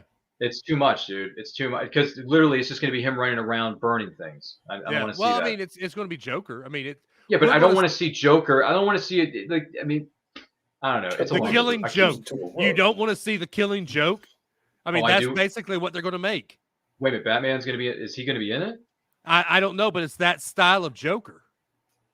Well, if they're doing an adaptation of the Killing Joke. Speaking of Joker, Robin Williams, Genie. Yeah, there you go. Right. Speaking of the Genie, and by the way, just to keep everyone on the rails here, because clearly we've gone way too far off the rails. Hey, I'm not taking blame for this one. Listen, we are 55 minutes into the movie. If you are just joining us, we're celebrating the 30th anniversary of Aladdin. Please queue up your copy in a physical media or a streaming service and watch the movie along with us. Share your thoughts, your memories, anything and everything Aladdin universe. Put it in the chat. Maybe let us know your top 5, maybe top 10 favorite Disney animated feature films. Let us know about it. I'm curious. I would love to hear your thoughts on it. Let us know in the comments. Let us know in the chat. Don't forget to like and share this video with all of your closest friends. And if this is your first time joining us here at It's Nerd Culture, I want to welcome you and say thank you to our panelists, Austin and Dave, for being with us for this special presentation. And we hope you're enjoying what you're seeing, even though we've gone off the rails just a few times. So we're going to keep it on the rails here. No, well, okay, maybe. Here's my question. Well, we're about to go on a magic carpet ride, and I really don't want to miss this scene. Look, Ryan, I can show you the world. Just let me take you on this journey. Okay. My God. Here is part of my look. Y'all know how big of a Disney guy I am. Really? I couldn't tell. I know, right? But here's part of my question with Disney that I have. Yes. We're 45 minutes into this movie. Or 56 minutes into this movie. Yes. There's only 38 minutes left in the movie, plus including the credits. And we have yet to get to the main point of this movie. Disney does this way too often where they front load a lot of your movies with big stuff, but it doesn't really have a plot point until you get to like 2/3 of the way through the movie. And then there's like a big action scene at the end, and then it's over. Right, exactly. That's true. It's very abrupt. Like, it just happens for like 2 minutes, and then it's just done. Little Mermaid's kind of similar to that, where it's like, yes, she makes the deal about 45 minutes in or whatever, and then they play around with her, walking around doing the thing. She's got legs. She's got legs, you idiot. And then it's like, the contract's up, big arcs, stab. And right, credits. It's over. And then it's over. They stab her. They stab her, and then like 5 minutes later, they're like living happily ever after. Because that movie is like 80 minutes. It's even shorter. It is. It is an 80-minute film. You're right. It's really short. Really short. That is a short movie. Yeah. Wasn't Beauty and the Beast only 80 minutes? Beauty and the Beast is 80 minutes closer to 85 or something like that. Yeah. It's 85. Dave, is it 85? Do we know? I'm looking. Oh, no. I wonder. Wrong one. Anyone know the running time of that? By the way, Beauty and the Beast, at least that's one of the reasons that's a little my favorite. It takes a little bit more time, at least with its stretch, because But the score and the work, I think the voice work by the Beast is incredible. Yeah. An hour and 32 minutes, so it's about as long as this one. Well, it's 2 minutes. Well, technically, 2 minutes longer than one. Well, the credits of this movie are really long. The movie is only about true, 85. but Beauty and the Beast has a similar runtime, so it's kind of the same thing. Yeah. By the way, do you trust me? Do you trust me? Yes. It's just almost like you've met him a couple of times. It's almost like you met him like yesterday. I think you met him yesterday. This whole movie here comes the magical song, everyone. This is everyone's favorite song right here. I can show you the world. And by the way, how many times has this song alone been played at wedding ceremonies across the globe for the last 30 plus years? I don't know, but I have actually done this at karaoke a few times with a friend of mine. Have you? I have. It's amazing. Do you have any footage of this? No, not at all. Because not at all. A few of the times where it probably was videotaped, I can't say I was totally sober. So, so it was a bit of a little bit of inappropriate behavior. All right, guys. I mean, I will say, dude, I'm not going to lie. I'm decent on stage, but you don't want to see a whole new world. There you go. I'm Jasmine. I'm against arranged marriages and marrying somebody immediately. I'm going to talk to this guy for a day and want to marry him immediately. Right, exactly. It's called suspension of disbelief. It's called Disney logically. I'm only pointing out things as an adult that you recognize as an adult. You have every right. Listen, you don't think about this stuff as like an 8-year-old. As an adult, you see this. Okay, going back to Little Mermaid. Mermaid situation. Yeah. How about when we were younger and she's like, "I'm 16, Dad. You just don't understand." We're like, "Yeah, you show him." But now that we're older, we're like, no, he's a dad. He's being a dad. She's just 16. Yeah. You get him, Titan. I was going to say, like, the dad is being protective of his own daughter. You have no life experience. You don't know nothing. Nothing. You know nothing about the surface world. Yeah. He's a human. You're a mermaid. Are we to believe that Aladdin is in Egypt now? Because they did just pass the pyramids. Well, where technically in Disney canon is Agrabah. Right. Well, so there you go.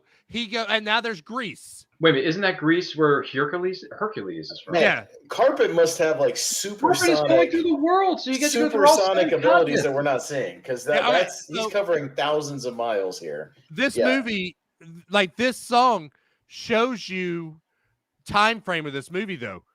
When did Sphinx lose his nose? Because they fly by. That did happen historically, didn't it? Right. So it's around the Egyptian culture. Oh, look, there's Mulan now. It's Chinese New Year. Yeah. Yeah, but they've spanned all of Africa and Asia in like an hour. By the way, fun fact for this movie, trying to keep it on the rails here as we are doing so eloquently well. She just knows. She noticed that's Aladdin. It's a shame Abu had to miss it. Yeah, but here's stupid. But here's the fun fact. Oh my God, he took the hat off. Now I recognize him. Did you think I was stupid? That I wouldn't? Yes, I did. Yes, we did. Listen, Dave. Fun fact for those of you watching at home. Fun fact about Aladdin is that sometimes we met all the time when she's at conventions, but when Linda Larkin, who voices Princess Jasmine in this movie, is at conventions. One of the bigger lines that they will have her sign on their 8x10 prints, or maybe some of the collectibles, depending on who you are as a fan, and you bring it up to the booth to have them sign, right? She Right. has them sign it to so and so. It's all so magical. People love having her sign their prints with that line on it. Why? I don't know, they just like it. That's what some people like to have her sign on their 8x10s, which is fine. That's okay. I mean, there's some other lines that I would rather choose, but that's okay. I've only met a couple of Disney people, mostly from Little Mermaid.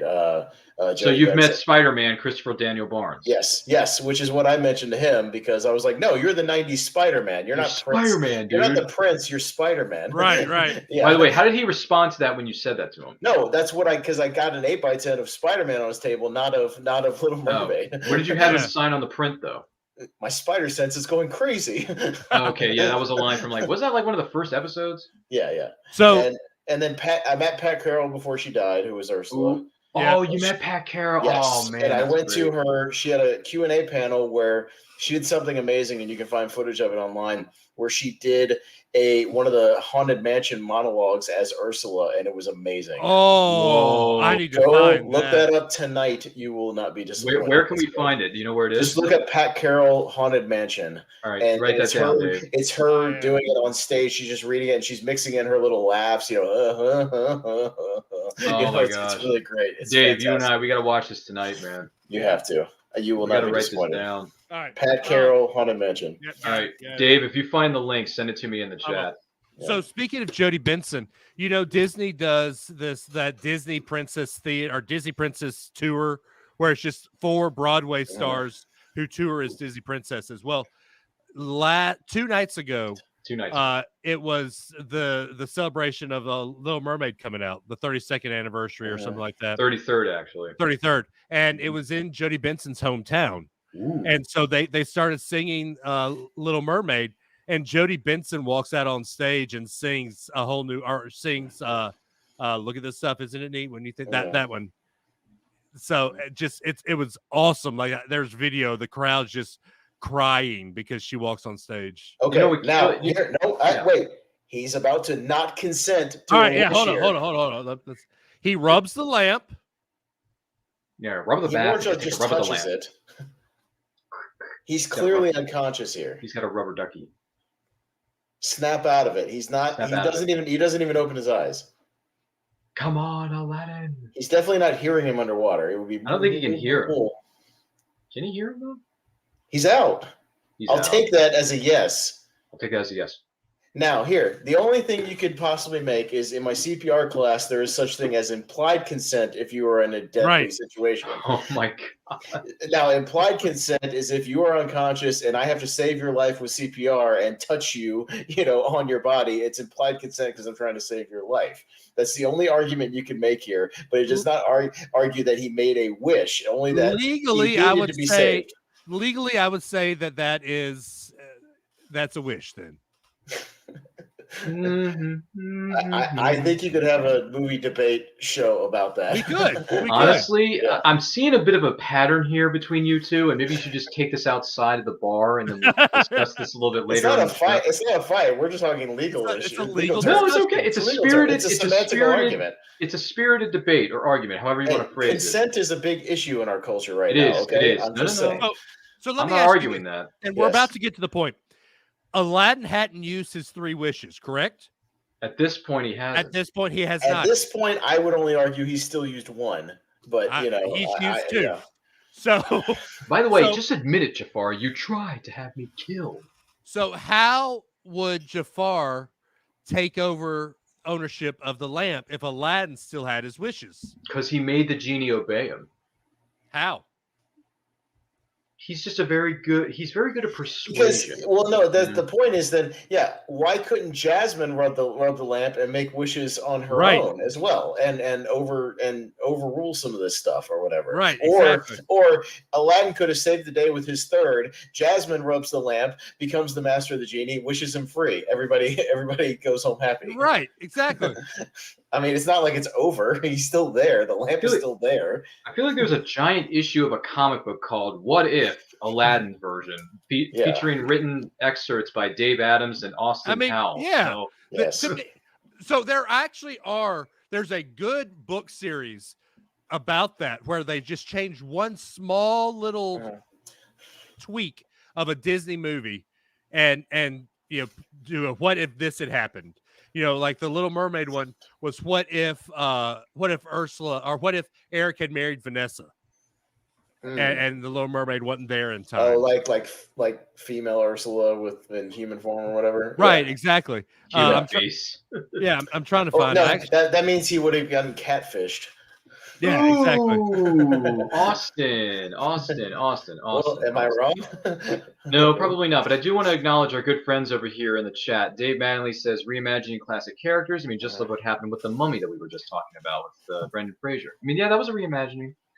Let's see. Dave Manley says Shang-Chi and Katie sing karaoke for "I Can Show You the World." Yeah, it was great. If you hadn't seen it, I don't even know what that means. Shang-Chi and Katie. I don't know what that means. Yeah. The actors. The two actors that were in the movie? Yeah. Okay. I guess I'll have to look that up at another later date. And Deb Manley says, favorite Robin Williams performances or movies are Dead Poet Society, Carpe Diem. That's a good one. Popeye, I've never seen. Aladdin, one of the greatest of all time. Night at the Museum. I like the second one better than the first. Good Will Hunting, where he won the Oscar. Congratulations to Robin Williams on that, because that is a great movie, Good Will Hunting. And Jumanji. You know what? Jumanji has not aged well for me. I'm not a big fan of the original anymore. So here you go. The Disney What If. Thanks for sharing that with us, Dave Mattingly. The book is called A Whole New World, A Twisted Tale. The first book of this new young adult line asks, what if, when Jafar steals the genie's lamp, he uses his first two wishes to become sultan and the most powerful sorcerer in the world, waiting for his third and final wish. To stop the power-mad ruler, Aladdin and the deposed Princess Jasmine must unite the people of Agrabah in rebellion. But soon, their fight for freedom threatens to tear the kingdom apart in a civil war. I mean, it just goes forever and ever and ever. It's just awesome. Boy, nice work, people. Nice for people in the comic book industry. You've inspired what ifs featuring Disney animated classics. There you go. By the way, Tiffany chimes in. She says, "Good morning, Vietnam." It was a great movie too. You know what, Tiffany? I'm going to disappoint you by saying this, but I watched Good Morning Vietnam for the first time many months ago. I thought it was Didn't really care for it. Didn't really care for it. I really didn't. That's incorrect. I'm sorry, but I'm not a big fan of Good Morning Vietnam. Look. You're allowed to have opinions, even if they're wrong. Even if they're wrong. Well, I mean, look, I remember watching the original Jumanji and loving it, and now I look back, and now I've rewatched it recently, and I'm like, dude, this movie is like, but it's not. Jumanji great. Still creeps me out. The thought of you getting stuck in some game for like 30 years really creeps me you know what, out. Austin? You know what's creepy about that movie? Are the giant spiders that come crawling out of it. You know what I'm saying? Like, or the boy that turns into a monkey. No. The boy. What's the boy? He turns into a monkey. Yeah, but what's the boy's name? I don't remember. Does anyone remember the Peter? boy? Peter, thank you. It's Peter, and who was the girl? Who was Kristen Dunst. Yeah, but her name was. It was young Kirsten Dunst. Judy and Peter. Yeah, Judy and Peter. I remember now. See, it just came to me. See, I remember fun facts. Judy. By the way, one of my favorite things about this movie, Aladdin, which we're trying to say on the rails here, one of the lines where the genie pops up and he says, "Your line is, I'm going to free the genie anytime." Yeah. That was so meta and hilarious at the same time.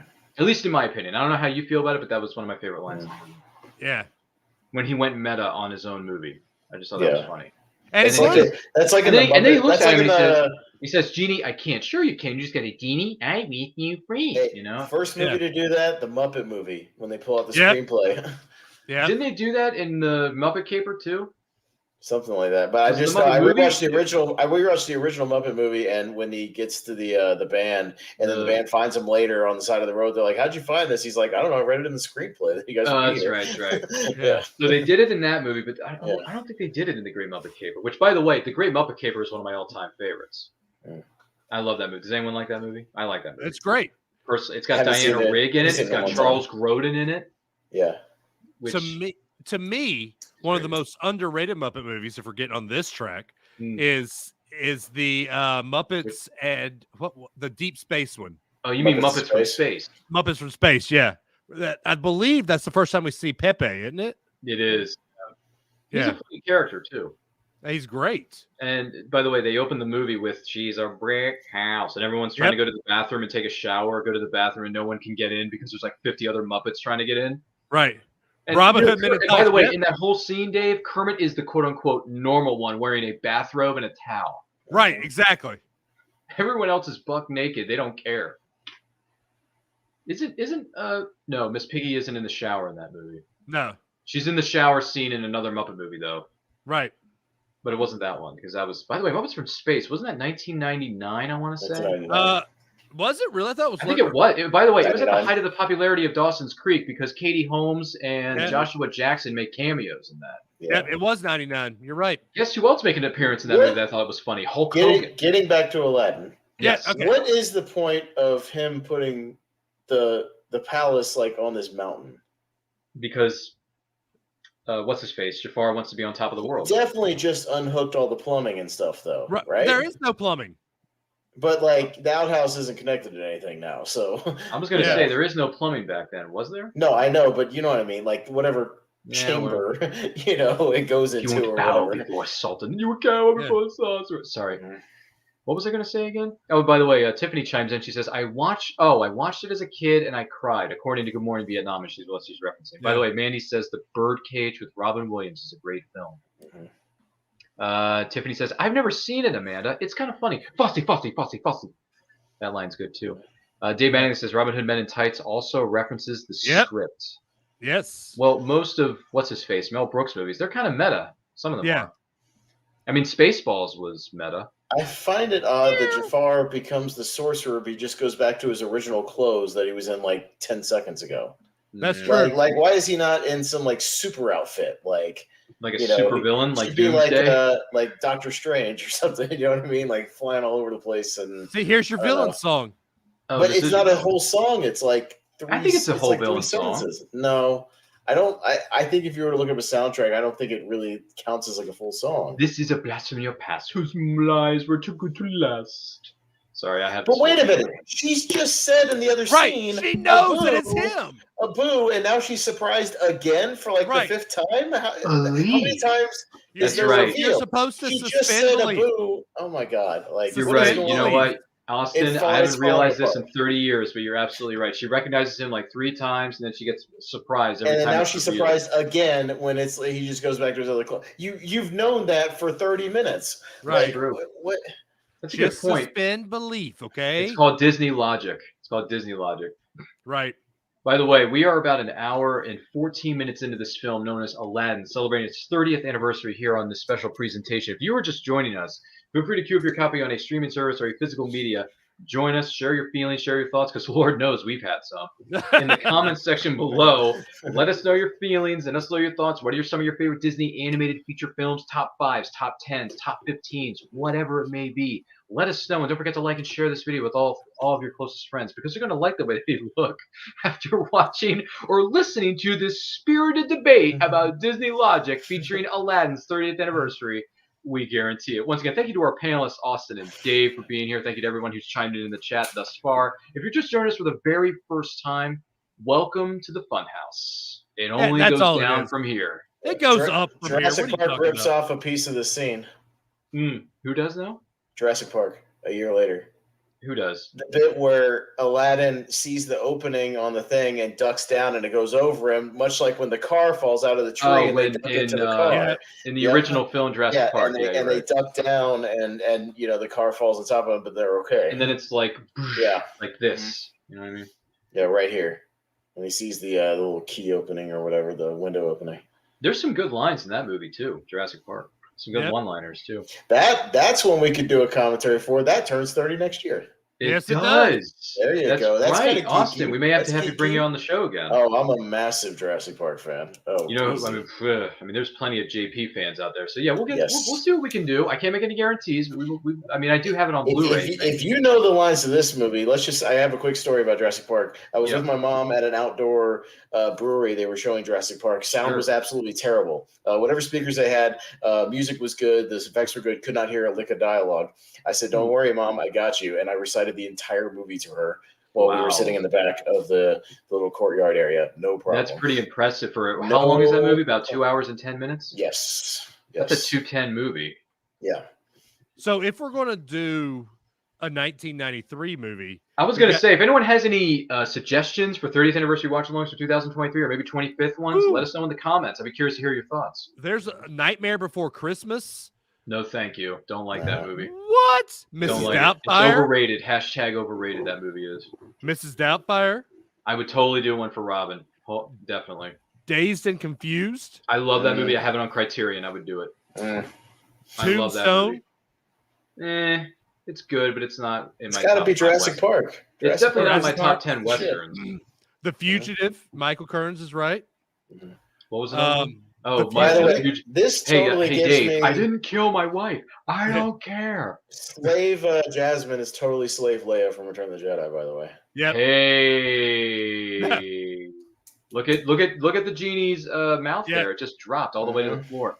By the way, what was the person that said this a moment ago? Oh, Kern says my second favorite Disney movie of all time, second only to Peter Pan, is Aladdin. Okay.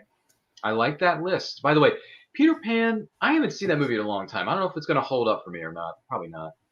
Dave it's got an even harsher warning because there's literally a song called "What Makes the Red Man Red." That's not well. There is a warning up front if you're watching it on a streaming service. By the way, Dave Adamley says I took the step into the window stunt as a callback to Buster Keaton. Yep. All right.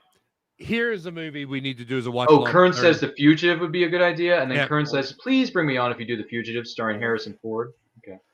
Here's a movie that we need to do as a watch along for 30th anniversary next year. Yeah.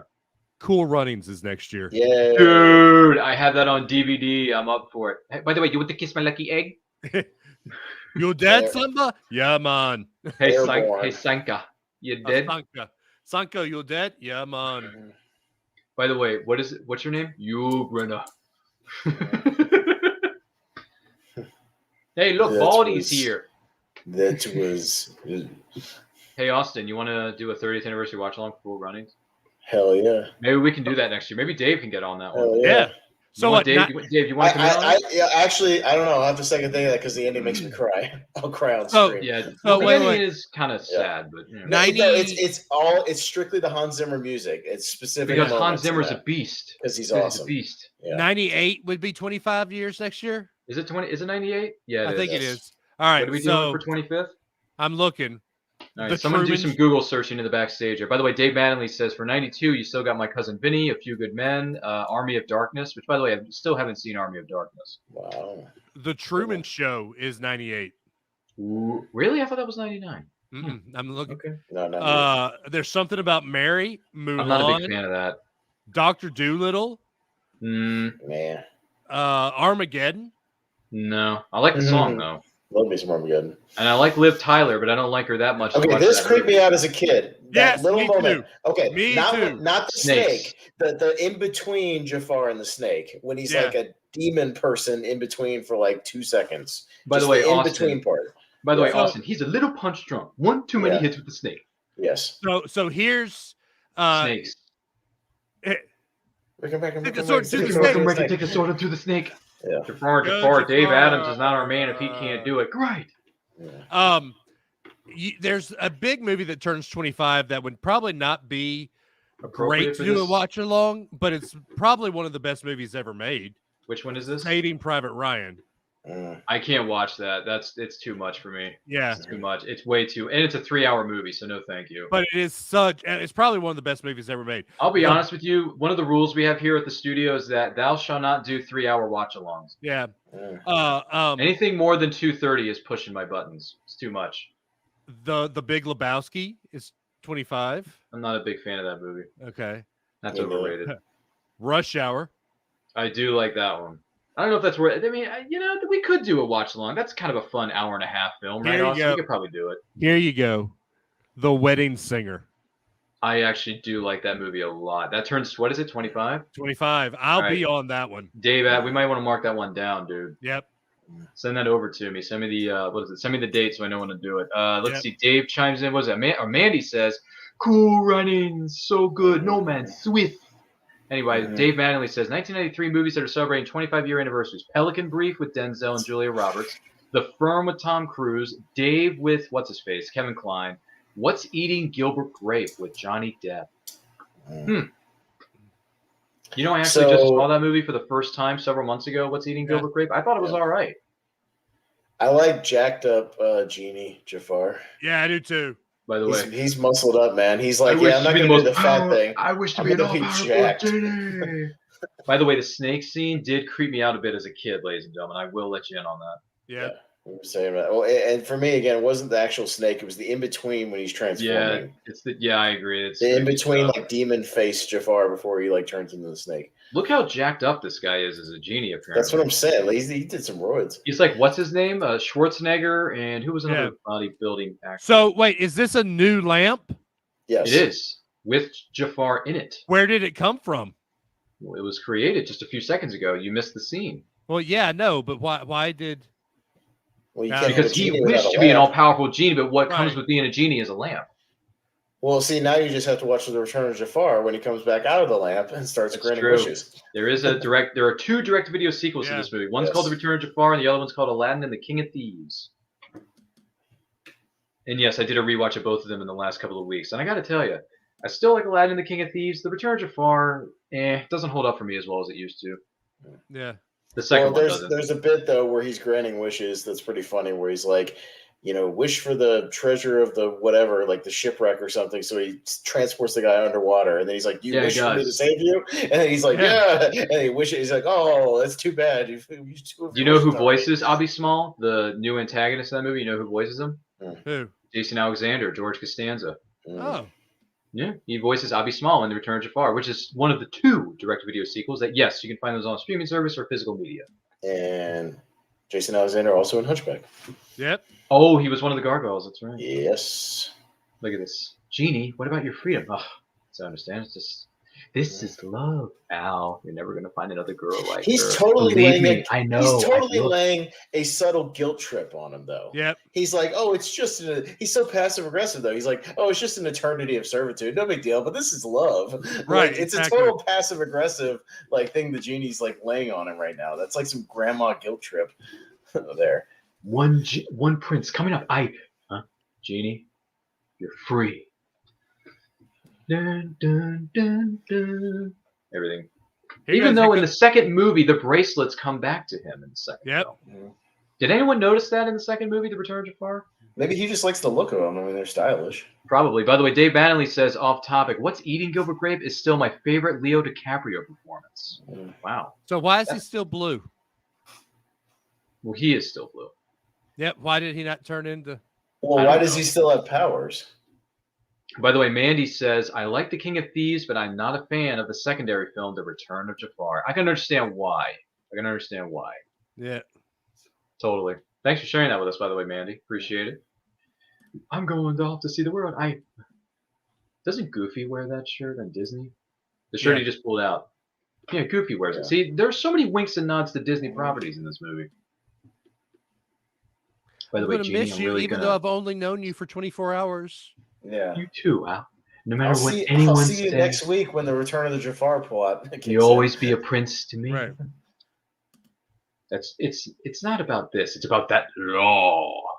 So I could just make up the laws as much as I want. Why didn't you do that before? What a Right. dictatorship. Exactly. Why didn't you do it 90 minutes ago? It's clearly no body of no cabinet or anything that has to change anything. I can just do whatever I want.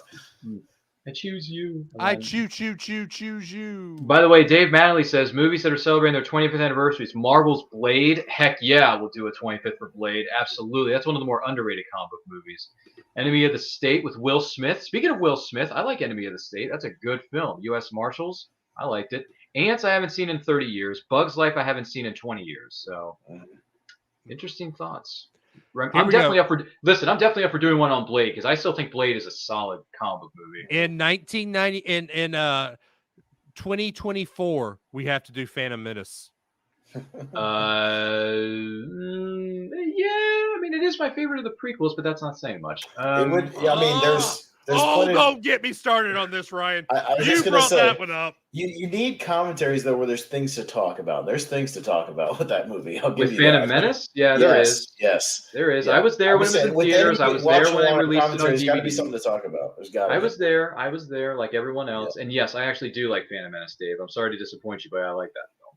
You know my favorite one of the three. I know you do, but I'm just saying, like, I like Phantom Menace.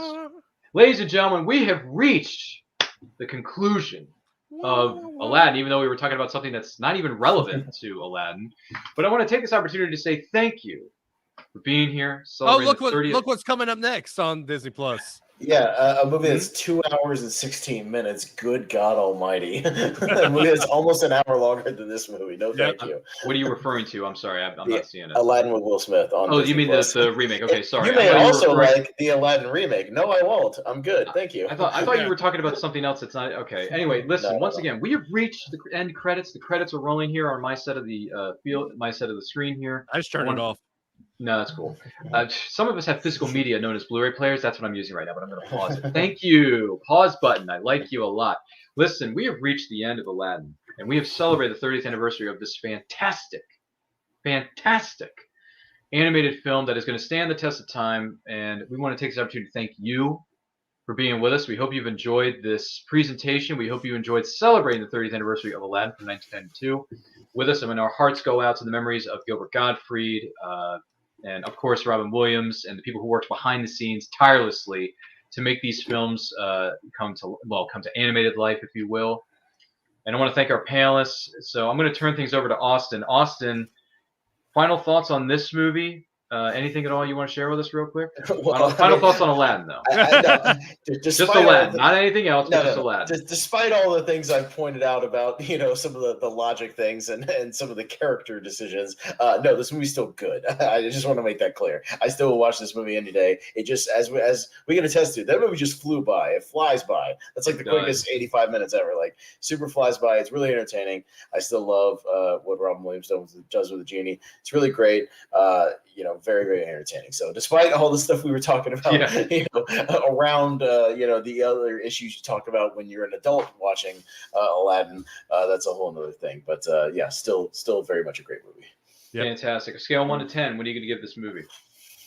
As an adult, I go 8.5. Again, I think Beauty and the Beast is like a perfect 10 for me. It's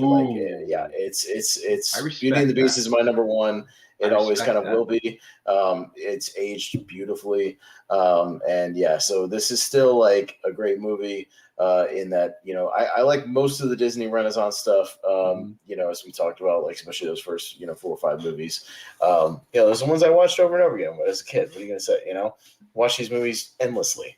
It's just, I can put them on anytime. And I have a niece now who's 1, but I will proudly show her all these movies when she's old enough to, definitely, for sure. Great. Wow. Respectable, man. Respectable. Dave, final thoughts on Aladdin 92 and a scale 1 to 10. What are you going to give it? I will give it. I was going to say 8.5 to 9 on this one. As a younger child watching it, I was going to say a 10, but I think it hasn't aged near as well as Beauty and the Beast. It does show me though that Michael Eisner was easily the best Disney CEO outside of Walter Elias Disney. Just because he brought the parks back, he brought the movie industry back. I think the things that Michael Eisner did for Disney as a whole was great. I think he was the last Disney CEO that truly made Disney feel 100% magical. Until he started going off the rails at the end, thinking he was truly the best of the best. But I think this does solidify the Disney Renaissance period was probably the second best Disney period of Disney's history. Of course, I dig it. Outside of the 40s, right? Well, outside of, I would say the 50s when Disneyland first opened. Okay. I thought you meant as the movies, because I would make an argument for stuff like the period where it was like Dumbo, Pinocchio. Yeah, I think that was another pretty golden age of Disney. Where there's the early ages. Classic, yes. Early ages. Yeah, the original Disney animation era, like they were the very correct. First, yeah. Well, correct. I would say the entire time that Walt and Roy were in charge of the Disney company was the best full time, which was actually this year 2023 it's not this year yet, but 2023 will be the 100th anniversary of the Disney company. Wow. So from 1923 to the year Walt Disney died was the first great age of Disney in my mind. And then the second great age would be when Michael Eisner took over in this Renaissance. Wow, my goodness. So I guess it's fair to say that we can bet our bottom dollar that they're going to hold some very special celebrations next year Yep. for 2023. That's going to be a Yep. momentous occasion, and we look What's forward to seeing what they're going to roll out there for sure. What's really cool is we're just getting out of the 50th anniversary of Walt Disney World. And Yes. so they're going to take the 50th stuff off the castle and throw up the 100th stuff. So we're Wow. leaving a huge celebration in Florida, going to another huge celebration for the Oof. entire company. Wow. That's in the So, words of my good friend Biff Tannen, you know your history. It's very Yes. good. I will say this though. I will say this, Dave. Thank you so much for chiming in with those thoughts and those fun facts because I was unaware of some of this stuff. I mean, granted, you're a Disney file for life, so it makes sense I that you am. would know this. You eat, sleep, and breathe the cereal, brother. Yeah. So for me, Aladdin turns 30, right? I've loved this movie since the beginning, ever since I was a kid, 90s kid, growing up watching this repeatedly on VHS, quoting it to all my friends in elementary school at the time. And this is Robin Williams was one of the two actors that inspired me to get into acting, to want to become an actor. And I did high school theater, I did some theater in college, and I loved it. It was so much fun acting and playing different characters and working with different people on set and on stage. It's fun. It's fun. It's a team building exercise, and it takes a team to make something like this work. With and Aladdin is no exception.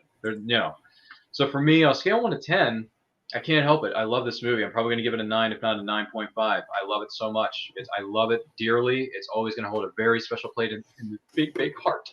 And my heart goes out to Robin Williams because he inspired me to get into theater. So Robin Williams, a genius, a master of his craft, very much missed by the community and the world at large. So yeah, but I'll tell you what, guys, this was fun. This This is a lot was. of fun, Yeah. and I'm looking forward. Yeah. You know what I'm looking forward to? I'm looking forward to what's going to happen next year with some of the films that are going to be turning 25. I'm looking forward to seeing We're some of the films that are missing going to be one turning of the 30. big geek ones that's turning 40. One of the big geek ones is turning 40. A little conclusion called Return of the Jedi. That's Oh. well, we know what we're going to be doing next. What is it? Next year, brother? Yeah. That is going to be a lot of fun. I am excited for that. And don't get me wrong, we're going to add more titles to our lineup as we go on. We're going to be doing some research over the winter break and put some thoughts together. I'm going to be chiming in with some folks behind the scenes, seeing if they want to chime in on it, maybe be a part of it. We shall see. But in the meantime, thank you for being here. And I'm going to go around the table here. Austin, where can the person watching or listening to this follow you on social media and all the projects that you have coming up? What do you got, big guy? So, Austin Pez Howell, as my namesake says on Facebook, we are active in the Schmodown Friends and Family Facebook group that I run alongside my cohort, Jordan Anderson. We link to a lot of shows there. But the primary YouTube network you can find me on is called the Movie Hero Network. Just search Movie Hero Network. You will find us. We do all kinds of shows over there. Tier ranker fights, tournament fights, podcast league now, all kinds of different stuff over there, and I'm a part of different trivia leagues and such, but just go friend the Schmodown Friends and Family group on Facebook, and you can find all that stuff. Movie Hero Network. Fabulous. Thank you so much for being here. Thank Austin, you. we do appreciate it. I'm going to turn things over to Dave Adams, the man with the hot takes and the fun facts from our good friends at Disney Hey. Studios. Dave, where can the Thank you, person sir. watching or listening to this follow you on social media and everything that you have coming up? At DAdams419 on Twitter. I'm that way on Instagram as well. I am the co-host of the Top of the World the DVC podcast, where we talk about Disney parks and how to use your Disney Vacation Club membership and just all Disney stuff. You can find that on Facebook. We also have a listeners lounge, the Top of the World listeners lounge, where you could join and talk in your Disney fun stuff.